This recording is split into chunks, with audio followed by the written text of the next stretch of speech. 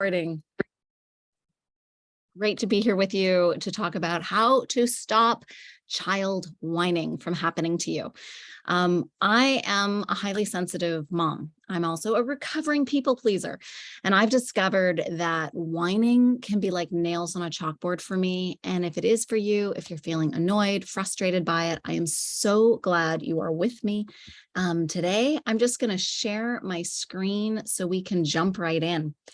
So we're looking today about the easy way to stop a whining child. And one of the reasons this is going to be easy is because I'm going to give you the practical tools, the things to say today to stop the whining from happening to you. And the cool thing is there's only one of two basic things you need to do if you really want to tackle that annoying high-pitched whining from getting to you. And so if this sounds of interest, please stay with me. Now, just before we dive in, if we haven't met, hello there. I'm Kelly from joyfullyparenting.com. I have the great pleasure of helping committed moms inspire their strong-willed child to listen, but without yelling, bribes, or caving in, so everyone can finally enjoy a more peaceful and a really fun home too, while also having, I'm just going to turn off my email here, while also having a great relationship. That's so, so important. So just this past week, I actually had five members in the Stubborn Child Solutions Facebook group share that whining is an issue for them. If you're in this camp too, I want you to become aware of why your child is whining. And the reason for this is simply if we get underneath that iceberg, it's going to help steer you towards how to solve it and how to solve it for good. So often we don't realize that our reactions to it are actually fueling the fire.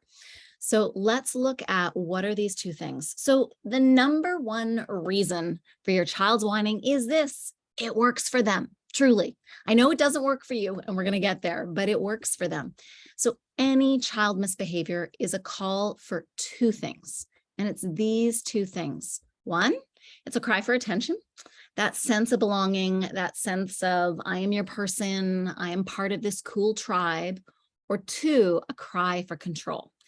This is a sense of feeling significant, having ownership over what happens in their life, having some self-authorship. And this is really the second one I see often in strong-willed kids. And sometimes it'll look like it's attention grabbing, but really what's happening is they are just dictating and orchestrating what happens or what doesn't happen. For instance, if you're trying to get them out the door to the playground or on a play date or to somewhere they don't want to go and they're complaining and whining about it, they can delay things. And in their delaying, that gives them a sense of control. You see, if our kids don't get their needs met in a positive way, they often find a negative way to get them met. And this is not fun for you or I, that's for sure. The good news is we as parents have significant impact on how our children, especially strong-willed children, get their needs met. And if you don't want your child to continue to whine, there are two main things I want you to invite you to take a closer look at. It's this. The first one is don't cave in, truly. And this takes some real awareness on your part to look at, okay, if they are whining, why are they whining? If you have been caving in and playing this game of, no, you can't have that cookie before dinner, no, you can't have it, we're not going out for an ice cream cone, and then you cave, your child just learns that they have to wear you down to get what they want. And our kids generally have infinitely more amount of time and energy than we do to wear us down. So yeah, we don't want to be caving in. The second one is don't punish. So sometimes I've had clients where they get so aggravated. I had one client quite a while ago who we discovered that the reason she was getting so aggravated and turning to punishing and taking away privileges, especially her child's iPad was the big one. The reason she was doing it is because she was highly sensitive and the whining sound grated on her like crazy. So interestingly, I'll share what we did, but it has to do with earplugs. So anyway, so those are the two things that to be aware of. And so what do we do instead? So the first thing we want to do is we want to really set up our children for future success. So if they're going into oh, it's not fair, maybe their brother or sister got something that they didn't get, or they can't find something and they're whining about it. The truth is we all want to be heard. And this is kind of leaning towards that need of attention. And so it's an important piece for me to share that if you're already in, many of my clients come to me and they're in such a big angry child cycle. And it's quite a negative vibe. There's not a lot of feeling like in your home that you're on the same team. And when that happens, oftentimes our kids aren't fun to hang out with. We've lost much of our patience.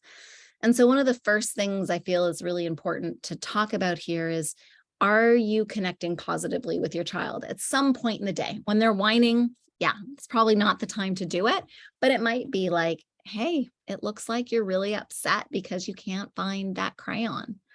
Do you want some help looking? Can be. Or you can set your child up for future success. So let's say your child has gotten into whining. It's become a real habit. One of the things you can do is to seed a future possibility of what's going to happen.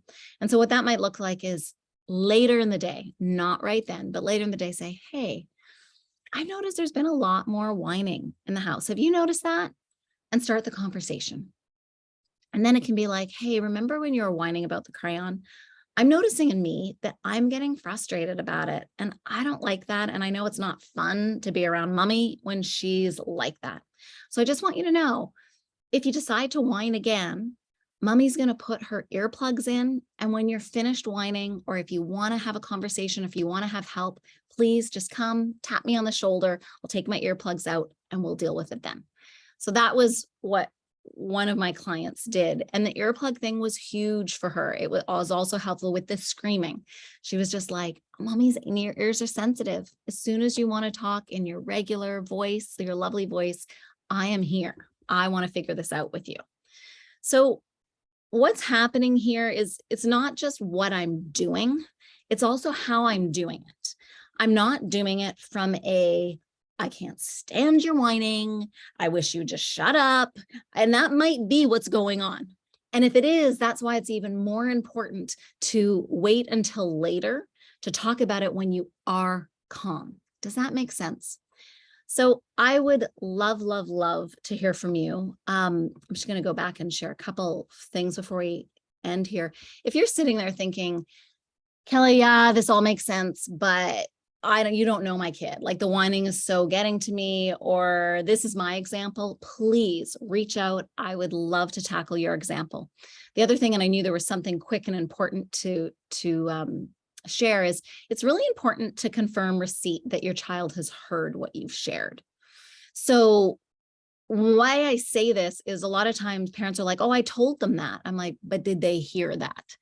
And until you actually have their eyes on you, until you have like a nodding of the head, until they repeat back what you said to say, hey, I know I just mentioned something about how I'm going to handle whining from now on. And by the way, you don't have to do the earplugs. It might just be, hey, and I'm going to go into the kitchen or into another room. Come get me at any time, because I would love to continue the conversation once you've decided to use your regular voice. I'm there. And then I would say something like, hey, I just want to make sure that we're on the same page here. So what did you understand? If you choose to whine the next time, what is mommy going to do? And wait. And if you want to continue the conversation, what do I need you to do? Yeah, I need you to rub my shoulder or wave at me, or you just use your regular voice and I am there. And so, especially if you have a strong-willed child, they're going to test you. That's what they do. And you need to expect it. And here's the good news. The good news is if you pass with flying colors, it will quickly transform before your eyes, sometimes quicker than you think. However, if what we talked about before, you cave in, it is going to be that much harder later on. So really, this comes down to don't say it unless you're going to follow through. It's that simple. And strong-willed kids especially strong willed kids, do not respect parents that have so much wiggle room. Now, they also don't respect those that are like Alcatraz, where you have such strong boundaries that you won't ever wiggle or ever change either. But if they see you saying something and doing something else, you have lost their respect. And you deserve that respect, and they do that as well. They want to trust you, and I want them to be able to trust you. So, any questions, please put them below. And if you're thinking to yourself, what I'm talking about today is really coming from big picture parenting, which is number 7 on my peaceful parenting path. And if you're thinking, I'm really ready to make some changes. I want a better relationship with my child. I want to feel more confident in how I discipline and making sure that I'm disciplining a way that's not needlessly creating a spoiled child, that is not actually backfiring on me, where my child is finding all my discipline loopholes. If that is you, I would love to help support you. And I can do that in 2 ways. One, we've got an upcoming Stubborn Child Solutions bootcamp coming up. If that's of all interest, reach out to me and I'll get some information to you. And secondly, if you are not yet a member of the Stubborn Child Solutions Facebook group, I would like you to join me. It's a place where I give talks just like this and answer member questions. Anyways, I hope it is a great day. Let me know how the whining goes. If you have an example, we can do a follow-up with you. I would love that. Have a great day. And if you haven't heard lately how important you are, if someone hasn't thanked you for all you do day to day as a mom, let me, on behalf of your family, do that. I thank you from the bottom of my heart for all the things you do day in, day out. Lots of love. Bye-bye.